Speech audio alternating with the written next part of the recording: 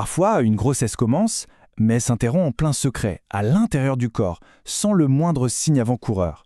C'est l'expérience vraiment déroutante de ce qu'on appelle l'œuf clair. C'est une forme de perte précoce, souvent silencieuse et très mal comprise. Alors aujourd'hui, on va plonger ensemble dans ce sujet délicat pour essayer d'y voir plus clair. Au début, tout y est. L'absence de règles, bien sûr, le test de grossesse qui affiche ce fameux positif, et puis même les premiers symptômes qui débarquent. On se sent fatigué, on a des nausées, bref, le corps envoie absolument tous les signaux d'un début de grossesse tout à fait classique.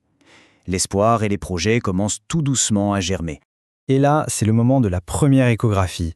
Et c'est le choc. La question tombe comme un coup près et elle nous plonge dans une incompréhension, mais totale. Comment c'est possible, alors que le corps, lui, se sent si profondément, si réellement enceinte? Pour répondre à cette question, il faut justement se pencher sur cet incroyable paradoxe. C'est vraiment la première étape pour comprendre cette expérience si particulière où ce que l'on ressent dans son corps et ce que dit la médecine semble se contredire complètement. En fait, tout s'explique par les hormones. Ce qui se passe, c'est que l'ébauche du placenta, elle, commence à se développer. Et elle se met à produire l'hormone de grossesse, la fameuse HCG. C'est cette hormone qui est responsable des nausées, de la fatigue. Le corps réagit donc tout à fait normalement à ces signaux. Sauf que la suite, le développement de l'embryon lui-même, ne s'est jamais enclenché.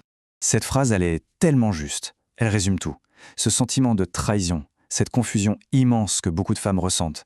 C'est vraiment cette dissonance entre le vécu, ce qu'on sent physiquement, et le diagnostic médical, qui est au cœur du choc émotionnel de l'œuf clair. Bon, maintenant qu'on a posé le contexte émotionnel, rentrons un peu dans le vif du sujet, le côté médical. Mettre des mots précis sur ce phénomène, ça aide à sortir de la confusion et à commencer à comprendre ce qui s'est réellement passé.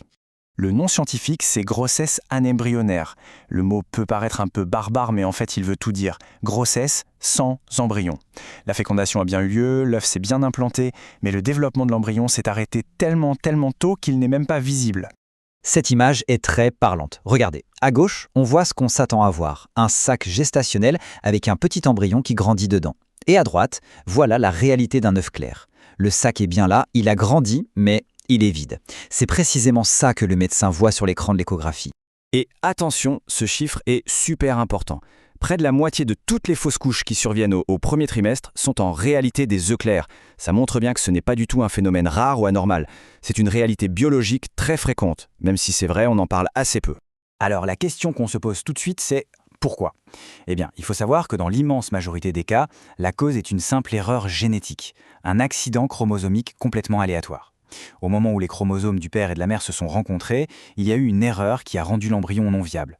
Le corps, qui est bien fait, arrête alors tout simplement le processus. Et ça veut dire 3 choses fondamentales qu'il faut absolument retenir. Primo, c'est un événement naturel. Secondo, et c'est le plus important, ce n'est la faute de personne. Ni de la mère, ni du couple. Il n'y a rien qu'on aurait pu faire différemment. Et enfin, et c'est très rassurant, vivre un œuf clair n'a généralement aucune incidence sur les grossesses futures. C'est le plus souvent un événement isolé. Mais alors comment on en arrive à ce diagnostic ? Comment les médecins peuvent-ils être si sûrs ? Eh bien le processus est très rigoureux et c'est normal parce que l'enjeu c'est de ne jamais se tromper. Généralement, tout bascule à ce moment précis. Le premier rendez-vous, la toute première échographie. C'est le moment où l'attente, l'excitation se confrontent à l'image à l'écran. Et c'est là que le doute peut s'installer. Il faut savoir qu'un diagnostic comme ça n'est jamais posé à la légère. D'abord, il y a cette première échographie qui sème le doute. On voit un sac, mais il a l'air vide. Pour être certain, le protocole est très strict. On peut suivre l'évolution des hormones, mais surtout, on va programmer une deuxième échographie 1 semaine ou 10 jours plus tard.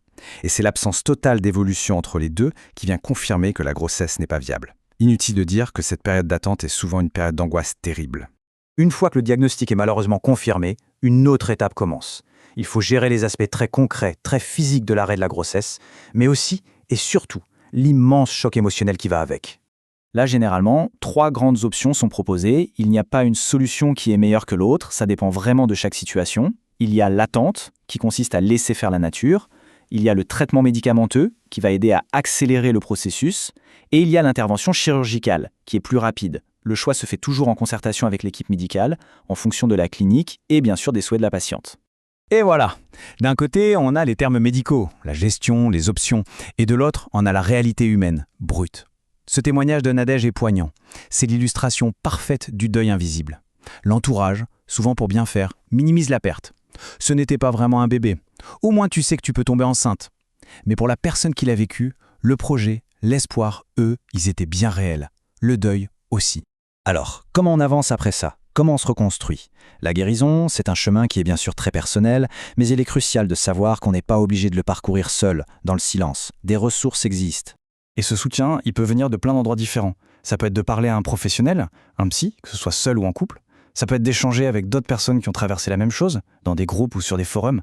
Ça peut aussi passer par le corps, se reconnecter à soi, avec du yoga, de la méditation. Ou même par un acte symbolique, comme planter un arbre. L'important, c'est de trouver ce qui aide à mettre des mots sur la perte et à l'intégrer à son histoire. J'aime beaucoup cette idée, que la guérison, ce n'est pas oublier. On n'oublie pas.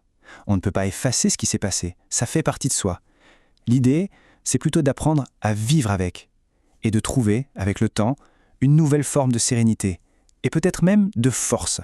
Et on termine sur cette question qui finalement s'adresse un peu à tout le monde. Comment peut-on collectivement faire mieux ? Peut-être en osant en parler plus ouvertement, en écoutant sans juger, en validant la peine de celles et ceux qui traversent cette épreuve. C'est en brisant ce tabou qu'on pourra vraiment transformer cette expérience si solitaire en un parcours où l'on se sent enfin soutenu et compris.